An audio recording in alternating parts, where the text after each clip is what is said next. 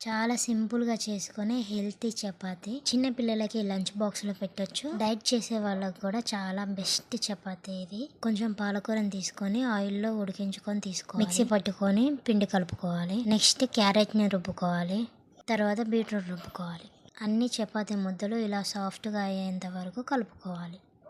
పాలకూర, carrot, beetroot తినని వాళ్ళకి ఇలా చేసి పెడితే చాలా ఇష్టంగా తింటారు. ఇదేంటి మధ్యలో వేరే చేతులు కనపడుతున్నాయి అని అనుకుంటున్నారు కదా.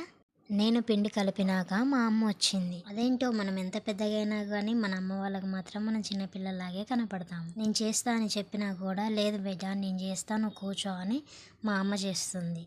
కానీ మా అమ్మ మాత్రం చపాతీలు మాత్రం భలే సూపర్గా చేస్తుంది. మనం కలుపుకున్న పిండి ముద్దలన్నిటినీ ఇలా రౌండ్గా చపాతీలు చేసుకోండి. తర్వాత పెనం పెట్టి కొంచెం ఆయిల్ వేసుకుంటూ చపాతీని కాల్చుకోండి.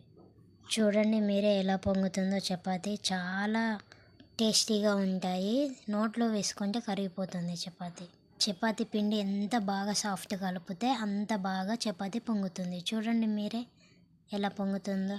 అన్ని చపాతీలు ఇలానే చేసుకొని కాల్చుకోవాలి. మీరు కూడా ట్రై చేసి ఎలా ఉందో చెప్పండి. నచ్చితే ఒక లైక్ వేసుకోండి. Please subscribe our channel. ఇలాంటి ఫుడ్ వీడియోస్ ఇంకా వస్తూనే ఉంటాయి.